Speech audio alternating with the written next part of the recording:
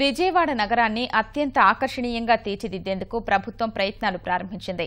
అమరావతి నిర్మాణం పూర్తయ్యేంత వరకు విజయవాడ తాత్కాలిక పాలనా కేంద్రంగా మారటం వల్ల ఈ ప్రాంతాన్ని సుందరంగా మార్చాలని నిర్ణయించారు. ఇందుకోసం ఓ కన్సల్టెంట్ను కూడా నియమించుకోవాలని భావించిన ప్రభుత్వం విజయవాడ మున్సిపల్ కార్పొరేషన్ సలహాదారు కోసం టెండర్ ప్రక్రియ జారీ చేసింది. కేంద్ర పట్టణాభివృద్ది శాఖ మంజూరు చేసిన 500 కోట్ల రూపాయలు సహా వివిధ శాఖల నుంచి వచ్చే నిధులతో ప్రాజెక్టును చేపట్టేందుకు ప్రణాళికలు సిద్దమవుతున్నాయి.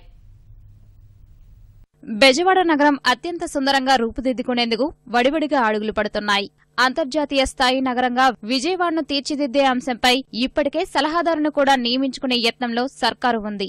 జపాన్కు చెందిన చునో ఫిన్కో సంస్థ సలహాదారుగా వ్యవహరించేందుకు ముందుకొచ్చినట్టు తెలుస్తోంది. నగరంలోని వీధులు, మార్గాలను అత్యంత రమణీయంగా తీర్చిదిద్దడం, మార్గసూచీలు, హోర్డింగులు, విద్యుత్ దీపాల ఏర్పాటు ఇలా వేర్వేరు అంశాలను ఈ సంస్థ సర్వే చేయనుంది.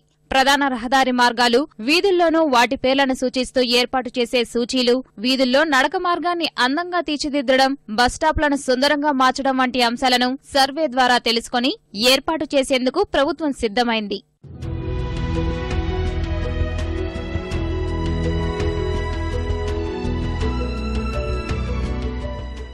ప్రకాశం బ్యారేజీ, బందరు రోడ్డు, ఏలూరు రోడ్డు లాంటి కీలకమైన ప్రాంతాలను పైలట్ ప్రాజెక్టుగా అభివృద్ది చేసి మిగతా ప్రాంతాలను విస్తరింపచేయనున్నారు. తరువాత వాటిని గుర్తించి గ్లోబల్ టెండర్ల ద్వారా పనులు చేపట్టాలని ప్రభుత్వం భావిస్తోంది. స్థానికత దెబ్బతినకుండా ఆర్కిటెక్టులు కూడా ఏవేవి ఎక్కడుండాలన్న అంశాన్ని నిర్ధారించనున్నారు. సుందరీకరణలో భాగంగా విజయవాడలోని ప్రజాదరణ పొందిన కట్టడాలను, ప్రాంతాలను, రోడ్లను కూడా ముస్తాబు చేయనున్నారు.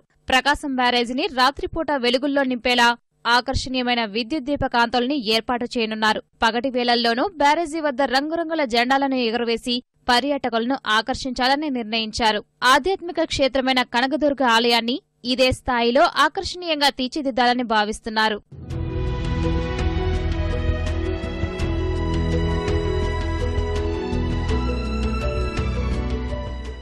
కేంద్ర పట్టణాభివృద్ది శాఖ కూడా విజయవాడ నగరాభివృద్ది కోసం ప్రత్యేకంగా 500 కోట్ల రూపాయలను మంజూరు చేసింది. వీటితో పాటు వివిధ శాఖలు సైతం మౌలిక వసతుల కల్పన కోసం నిధుల్ని మంజూరు చేసేందుకు సిద్దమయ్యాయి. కృష్ణా పుష్కరాల లోపుగానే దుర్గగుడి సమీపంలోని నదిలో ఫ్లైఓవర్ నిర్మించడం ద్వారా జాతీయ రహదారి విస్తరణ ప్రాజెక్టు కోసం 464 కోట్ల రూపాయలను కేంద్ర ఉపరితల రవాణా శాఖ మంజూరు చేసింది.